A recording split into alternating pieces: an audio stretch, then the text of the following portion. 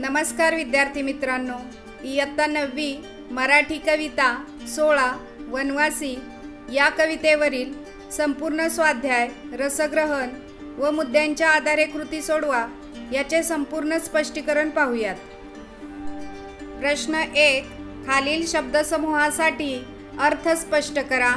1. पांघरू आभाळ म्हणजे उघड्यावर संसार आहे. 2. वांदार नळीचे डोंगराच्या घळीत वानर असतात तिथे वास्तव्य. 3. आभाळ पेलीत ऊन वारा पाऊस यांचा सामना करीत. प्रश्न 2. शोध घ्या. अ. हात लावून गंगना येऊ चांदण्या घेऊन या काव्यपंक्तीत व्यक्त होणारा आदिवासींचा गुण. उत्तर आहे अतुलनीय धैर्य व उत्तुंग इच्छाशक्ती. आ. कवितेच्या यमक रचनेतील वेगळेपण. उत्तर आहे प्रत्येक कडव्यातील 4 पंक्तीमधील पहिल्या, दुसऱ्या व चौथ्या पंक्तींचे यमक जुळते. उदाहरणार्थ भाकर, भोकर, ढेकर व वेगानं, यंगून, घेऊन.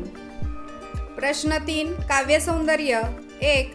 बसू सूर्याचं रुसून पहू चंद्राक हसून या काव्यपंक्तीतील भावसौंदर्य स्पष्ट करा. उत्तर पहा. दुपारी सूर्य तापतो. रानावर हुंदडणाऱ्या आदिवासी मुलांना कडक उन्हात खेळावे लागते. उघड्या बोडक्या असलेल्या मुलांना या उन्हाचा त्रास होतो, म्हणून ते सूर्यावर रुसून बसतात. रात्री चंद्र उगवतो. त्या शीतल चंद्रप्रकाशात आदिवासी मुलांच्या बागडण्याला उधाण येते, म्हणून चंद्राकडे बघून ते आनंदाने हसतात. सूर्यचंद्राचे त्यांच्याशी असलेले अनोखे नाते या ओळीतून प्रकट झाले आहे.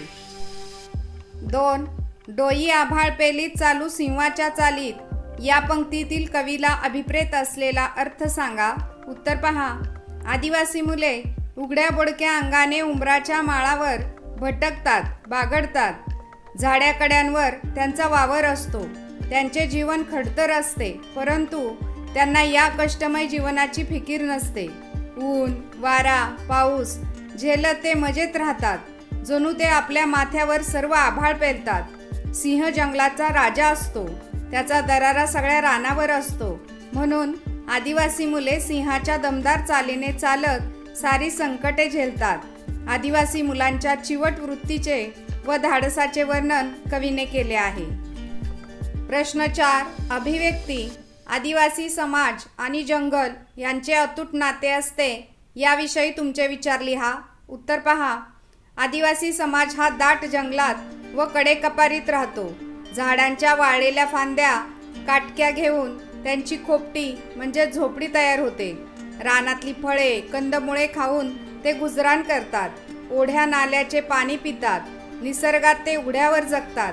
ते धर्तीवर जणू आभाळ पांघरून जगतात. जंगलातले पशुपक्षी त्यांचा मित्रपरिवार असतो. दुखण्या खुपण्याला ते झाडपाल्यांचेच औषध वापरतात. आदिवासी समाजाचे सारे जीवन जंगलावर अवलंबून असते, म्हणून आदिवासी समाज व जंगल यांचे नाते अतूट असते. कविता 16 वनवासी या कवितेवरील मुद्द्यांच्या आधारे कृती सोडवा आणि रसग्रहण याचे स्पष्टीकरण पाहूयात. मुद्दा 1. प्रस्तुत कवितेचे कवी किंवा कवयित्री. उत्तर आहे तुकाराम धांडे.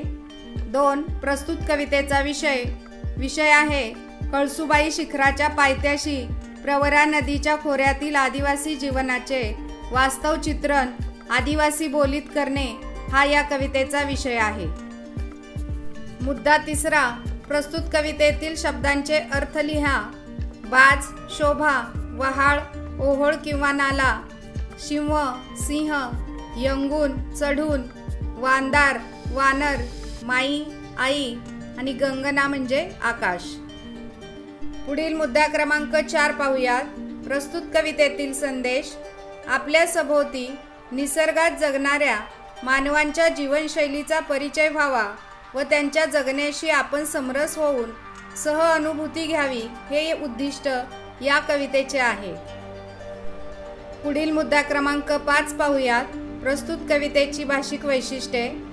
सैल अष्टाक्षरी छंदात ही कविता आहे. ग्रामीण बोली भाषेतील जिवंत चैतन्य या कवितेच्या शब्दकळेत भारलेले दिसते. कळसू आई व प्रवरामाई यांची ही बाळे हातात भाकरी भाजी घेऊन खडकावर खाणारी मुले, वाऱ्याच्या संगतीत खेळणारी व आभाळ पांघरणारी, सूर्याचंद्राशी बोलणारी आणि पक्ष्यांची बोली कंठात असणारी व चांदण्या हातात आणण्याची जिद्द असणारी ही पोरं, या सर्व नवीन व ताज्या प्रतिमांनी ही कविता सजलेली आहे. सहज जीवनशैलीची सहज भाषा उत्कटपणे कवीने कवितेत मांडली आहे. वाघाचे लवण, वांदरनळी, उंबरमाळी, तिकिड्या हे नक्षत्र असलेल्या अपरिचित पण जिवंत संकल्पना नव्याने कवितेत आल्या आहेत. पुढील मुद्दा 6. प्रस्तुत कवितेतील विचार. वनामध्ये राहणारी आदिवासी मुले व त्यांची उत्साही वृत्ती यांचे दर्शन या कवितेतून घडते. पुढील मुद्दा 7. प्रस्तुत कवितेतील ओळींचा अर्थ लिहा. कवितेच्या ओळी आहेत. आम्ही सस्याच्या वेगानं जाऊ डोंगर यंगून, हात लावून गंगना येऊ चांदण्या घेऊन. या ओळीचा अर्थ पाहूयात. आम्ही सशाच्या गतीने डोंगर चढून जातो, आकाशाला हात लावून चांदण्या घेऊन येतो.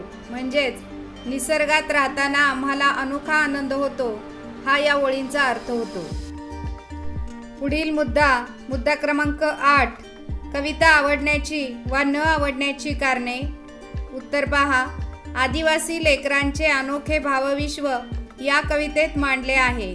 डोंगरदऱ्यात उघड्या निसर्गात मुक्तपणे निर्भयपणे निसर्गाचेच घटक होऊन राहणारी ही आदिवासी मुले कशी जगतात याचे प्रत्येकारी चित्रण करणारी ही कविता आहे.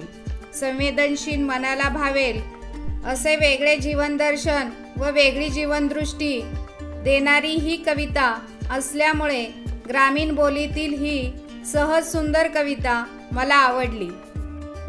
या कवितेतील काही ओळींचे रसग्रहण आपण पाहूयात. रसग्रहणासाठी कवितेच्या ओळी आहेत. आम्ही डोंगर राजाची पोरं कळसू आईची, आम्ही उघडी बोडकी बाळ परवरा माईची. या काव्यपंक्तीचे आशय सौंदर्य पाहूयात. सह्याद्रीच्या डोंगररांगातील कळसुबाई शिखराच्या पायथ्याशी प्रवरा नदीच्या खोऱ्यातील आदिवासी जीवनाचे वास्तव चित्रण कवी तुकाराम धांडे यांनी वनवासी या कवितेत केले आहे. डोंगर दऱ्यात आनंदाने व मुक्तपणे निसर्गातील जीवन भोगणाऱ्या वनवासी मुलांच्या भावनांचे चित्रण करणे हा या कवितेचा आशय आहे. या काव्यपंक्तीतील काव्य सौंदर्य पहा. डोंगर दऱ्यात उघड्या निसर्गात मुक्तपणे व निर्भयपणे निसर्गाचेच घटक होऊन राहणाऱ्या वनवासी लेकरांचे अनोखे विश्व उपरोक्त ओळींमध्ये साकारले आहे. निसर्गातील वन्य प्राण्यांप्रमाणे जगणारी ही मुले आत्मविश्वासाने सांगतात की डोंगर आमचा राजा आहे, आम्ही डोंगर राजाची मुले आहोत. कळसुबाई शिखराच्या भोवतालचा प्रदेश आमची आई आहे. उघडी बोडकी स्वच्छंदपणे बागडणारी आम्ही प्रवरा नदीची बाळे आहोत. भयमुक्तता व नैसर्गिक जीवनाची ओढ या भावनांचे चित्रण उपरोक्त ओळीत केले आहे. या ओळीतील भाषिक वैशिष्ट्ये पहा. सैल अष्टाक्षरी छंदात ही कविता आहे. ग्रामीण बोलीभाषेतील जिवंत चैतन्य या कवितेच्या शब्दकळेत भारलेले दिसते. कळसू आई व प्रवरामाई यांची ही बाळे, हातात भाकरी भाजी घेऊन खडकावर खाणारी मुले, वाऱ्याच्या संगतीत खेळणारी व आभाळ पांघरणारी, सूर्याचंद्राशी बोलणारी आणि पक्ष्यांची बोली कंठात असणारी व चांदण्या हातात आणण्याची जिद्द असणारी ही पोरं, या सर्व नवीन व ताज्या प्रतिमांनी ही कविता सजलेली आहे. सहज जीवनशैलीची सहज भाषा उत्कटपणे कवीने कवितेत मांडली आहे. वाघाचे लवण, वांदारनळी, उंबरमाळी, तिकिड्या हे नक्षत्र असल्या अपरिचित पण जिवंत संकल्पना नव्याने कवितेत आल्या आहेत. अशा पद्धतीने वनवासी या कवितेतील संपूर्ण स्वाध्याय, मुद्द्यांच्या आधारे कृती व रसग्रहण या सर्व मुद्द्यांचे आपण स्पष्टीकरण पाहिले आहे. व्हिडिओ आवडल्यास लाईक, शेअर व सबस्क्राईब करा. धन्यवाद.